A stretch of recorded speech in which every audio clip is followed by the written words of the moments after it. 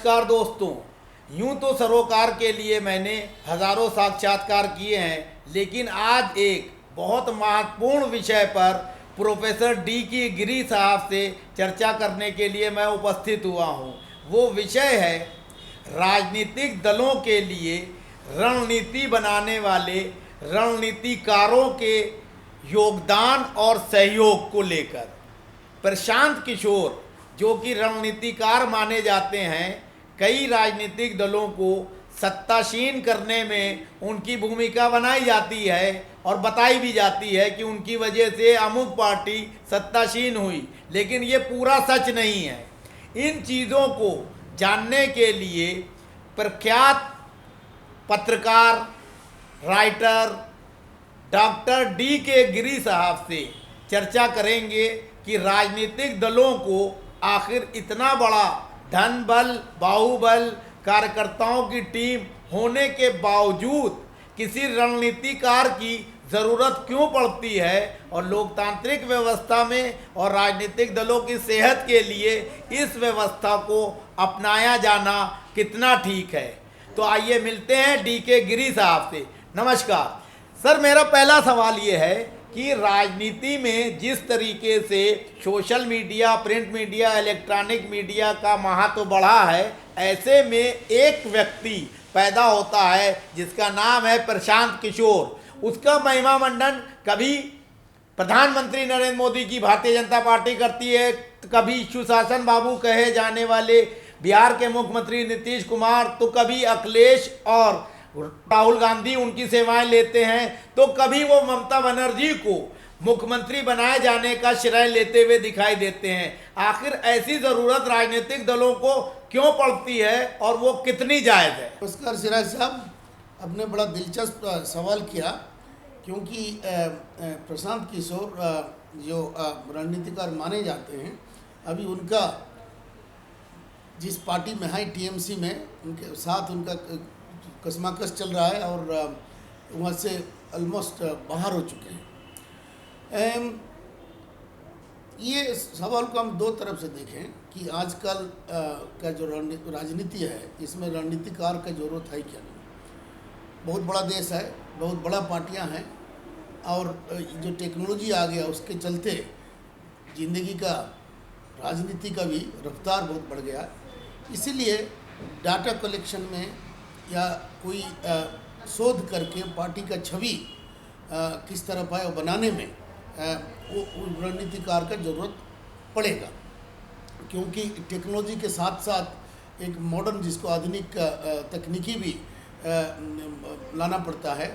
एक सुमाकर साहब थे, वो कहते थे एक टेक्नोलॉजी जो है एक सभ्यता अपना लेके आता है। जैसे मोबाइल आया तो अब देखिए कैसे माहौल बदल गया, लोग अपने में लगे हुए हैं। उसी हिसाब से राजनीति का भी एक तकनीकीकरण हो गया और जो तकनीक चलाने वाले वो लोगों होना चाहिए। प्रशांत किशोर का भारतीय राजनीति में एक बड़ा देन ये है कि इन्होंने ब्रांडिंग करने में और डाटा कलेक्शन करके तथ्य बताने में इन्होंने कामयाब हुए हैं। मैं एक जगह जो उनके साथ काम किया है, एक किताब लिखा, तो उसमें कह रहा था एक बार पंजाब में एक ही जगह उन्होंने सैकड़ों पोस्टर छाप दिया रात भर। जिस नेता आने वाले थे उन्हीं के छवि दे के और पार्टी का दे के छाप दिया। जब इतने पोस्टर एक रात में आप छाप देंगे, लोगों में फुसुर फसुर शुरू हो जाएगा, भाई क्या हो गया, क्या हो रहा है। उसी को अंग्रेजी में बज वर्ड बोलते हैं। तो बज क्रिएट करने में माहिर था। लेकिन प्रशांत किशोर के बारे में काफ़ी चर्चा हो रहा है। मैं शुरू में कहते आया हूँ, प्रशांत किशोर जितना पार्टियों को फ़ायदा पहुँचाए हैं, भारतीय राजनीति में उतना नुकसान भी उन्होंने किया है, क्योंकि इनका पार्टी हाईकमांड से ही कांटेक्ट रहता था। पार्टी का अंदरूनी जो लोकतंत्र है उसमें उनका कोई मतलब नहीं, बल्कि तोड़ा। दूसरा, एक पार्टी जो होता है लोगों को लेके, एक संगठन को लेके होता है, लेकिन एक विचार, एक संवाद के साथ ही पार्टी बनता है। पार्टी का एक आधार होता है विचार। कांग्रेस पार्टी बना, अंग्रेजों के खिलाफ लड़ा, भारतीय जनता पार्टी बना, उससे माने ना माने उनका भी एक आइडियोलॉजी है। तो ये आइडियोलॉजी भी प्रशांत किशोर के डिक्शनरी में नहीं है, क्योंकि कभी आइडियोलॉजी की उन्होंने बात की ही नहीं। उनको लगा जेन तेन प्रकार ने हमें चुनाव जीतना है। अगर इस तरह को चुनाव पार्टी को चुनावी एक प्रक्रिया बना दिया जाए फिर देश का क्या होगा। उसमें क्या किया फिर, जैसे अब हाल में तृणमूल कांग्रेस में दूसरा पार्टियों से लोगों को प्रलोभन दे के लाया गया, राज्यसभा में 2 को मेंबर बनाया गया, एक जो गोवा से थे, एक आसाम से थे, सुष्मिता देव और लुई फर्नांडो, इनको ये प्रलोभन दे के बनाया गया और पार्टी तोड़ा गया। उससे राजनीति को नुकसान पहुंचता है। आपका अगर विचार ना रहे, आपका संगठन का कोई असूल ना रहे तो दिक्कत हो सकता है। और वही आखिर में टीएमसी में देखने को मिला, क्योंकि टीएमसी का जो नेता हैं वो खुद अपने में दबंग हैं और जो पूरा सरकार को ललकारा था उन्होंने, और जीता भी है। उनको महसूस हो गया कि भाई ये तो गलत तरीके से जा रहा है, मेरा पार्टी को कंट्रोल की जा रही है, तो इसीलिए उन्होंने ये निकाल दिया। दूसरी आपने सुशासन बाबू की भी बात किया, लेकिन वो भी एक दिलचस्प बात है। प्रशांत किशोर बिहार से आते हैं और राजनीति में बिहार में उन्होंने दस्तक दी, लेकिन उनको साल भर में ही निष्कासित कर दिया गया पार्टी से। अगर इतना बड़ा रणनीतिकार को अपना पद ही नहीं बचा पाए। आखिरकार मैं ये कहना चाहूँगा, पार्टी को जो सलाह देते हैं, अब जो क्रिकेट कोच को देख लीजिए, हॉकी कोच को देख लीजिए, क्रिकेट कोच जो होते हैं, कोई आप और हम तो नहीं बन सकते, हमने क्रिकेट बैट ही नहीं पकड़ा, तो एक खिलाड़ी, वो भी कामयाब खिलाड़ी होता है, वही लोग कोचिंग दे सकते हैं जो खेल को खेले, ठीक है ना, वो खेल को समझते हैं, खेल को गरिमा को समझते हैं, खेल में जो कुर्बानी देना होता है उस चीज़ को समझते हैं, खेल का कुशलता समझते हैं, कौशली समझते हैं। उसी हिसाब से हॉकी और क्रिकेट टीम का जो खेल होता है वो उनका कोच वही बनता है।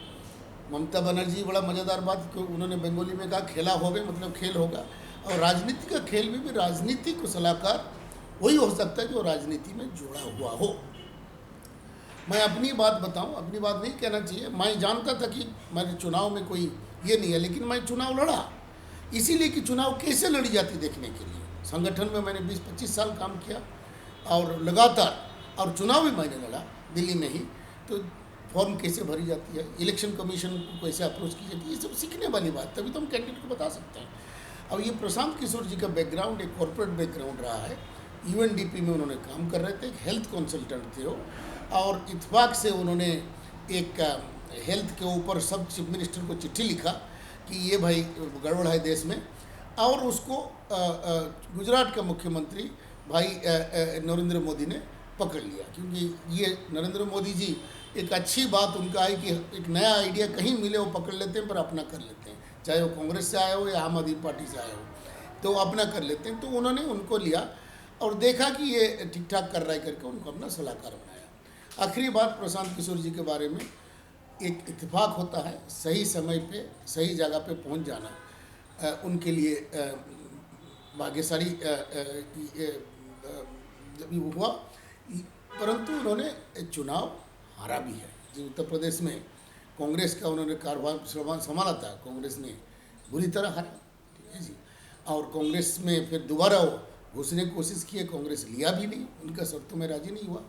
तो उस तरह का आपका प्रश्न मैं यही ये करता हूँ कि अंत करता हूँ आपका जो मेरे जवाब कि रणनीतिकार का ज़रूरत है, लेकिन रणनीतिकार ऐसे हों जो पॉलिटिक्स से जुड़े हुए हों, पॉलिटिक्स को समझते हों, विचार, व्यक्ति और व्यवस्था को समझते हों, वही रणनीतिकार बन सकते हैं।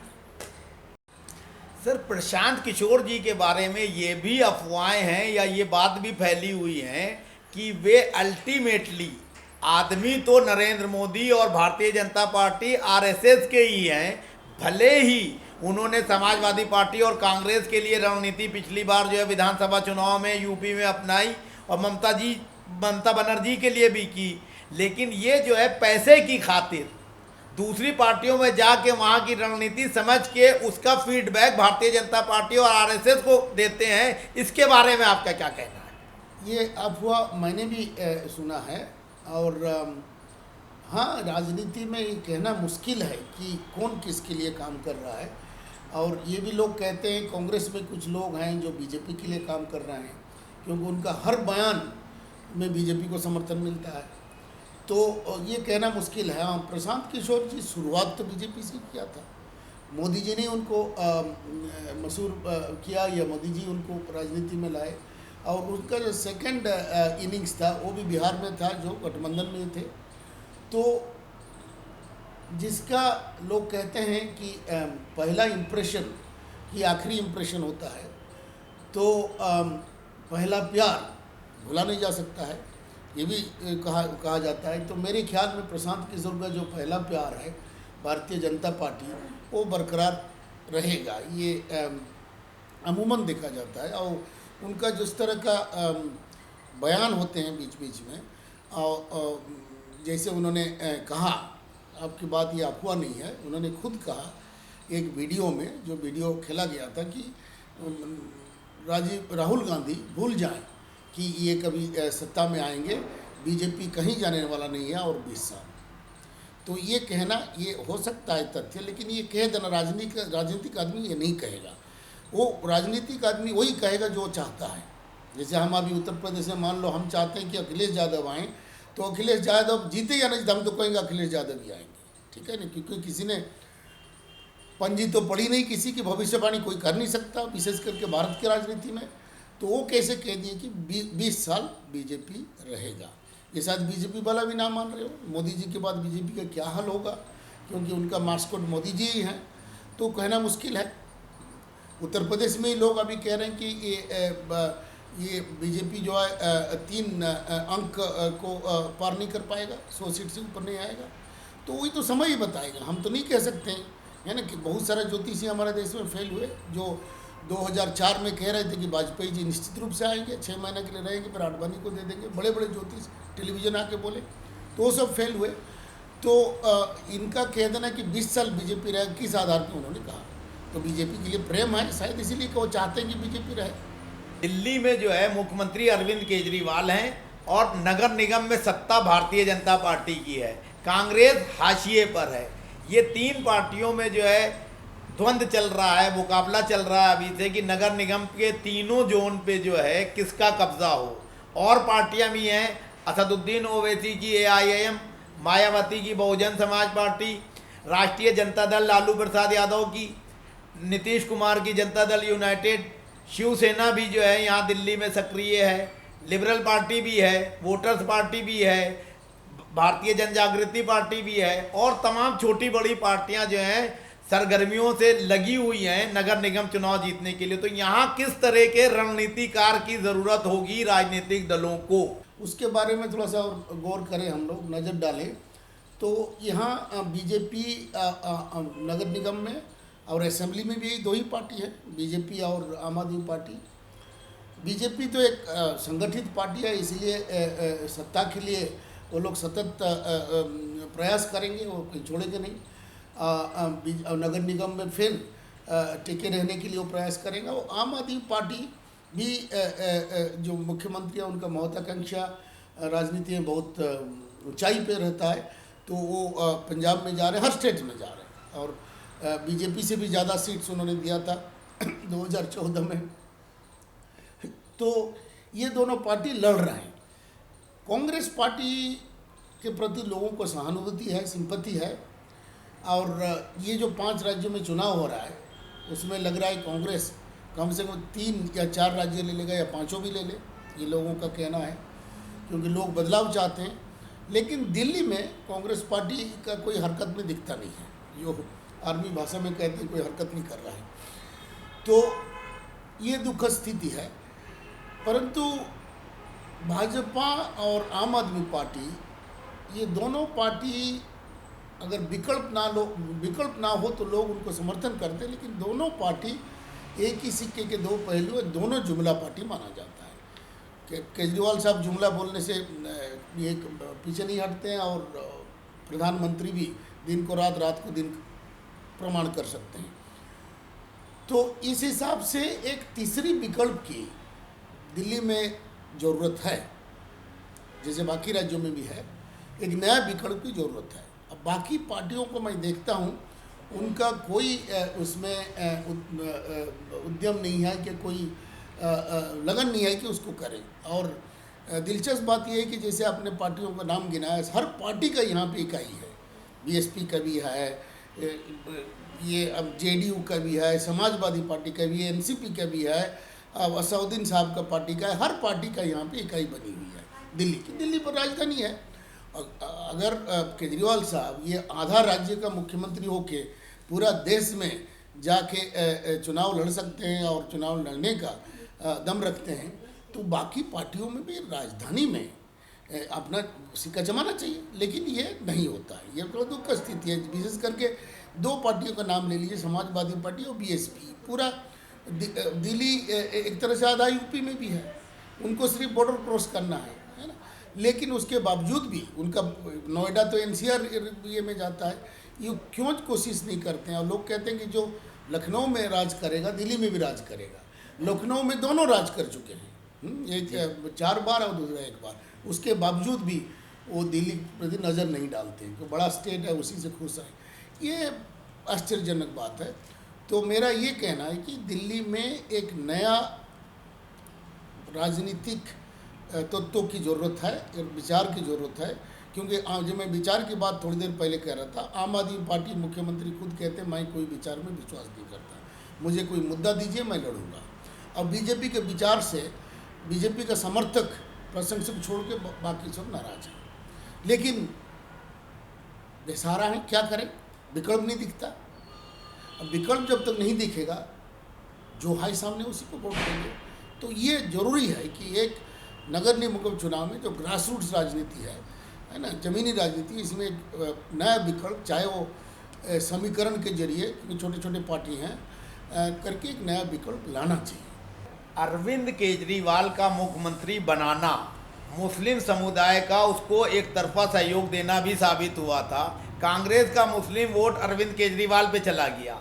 अरविंद केजरीवाल मुस्लिम वोट के दम पर नगर निगम में परचम लहराने के लिए तत्पर हैं। वहीं AIIM सर्वे सर्वा असदुद्दीन ओवैसी ने कलीमुल हफीज जैसे शिक्षित, पढ़े लिखे, धनाढ़ व्यक्ति को दिल्ली प्रदेश का अध्यक्ष बनाया है और वो पिछले 1 साल से करीब 80 सीटों पर मेहनत कर रहे हैं जो मुस्लिम बाहुल हैं।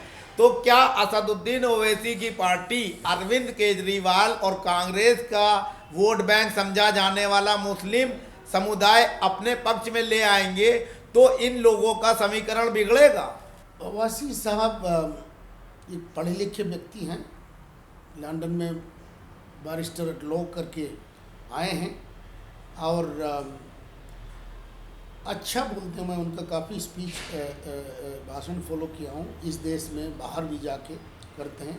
एक नेशनलिस्ट हैं, मुस्लिमों का बात करते हैं लेकिन देश की भी बात करते हैं। मेरा इतना ही शिकायत उनसे ये रहेगा कि जब मुस्लिम हर व्यक्ति अपना जात और समाज की बात करता है, ऐसे बात नहीं। बीजेपी हिंदुओं का बात कर रहा है, ये अखिलेश यादव यादवों का बात करते हैं, मायावती जाटवों का बात करते हैं, तो उसमें कोई बुराई नहीं है कि अपना कॉन्स्टिट्यूएंसी जो है, जो कोर कॉन्स्टिट्यूएंसी है, उसको बनाने में।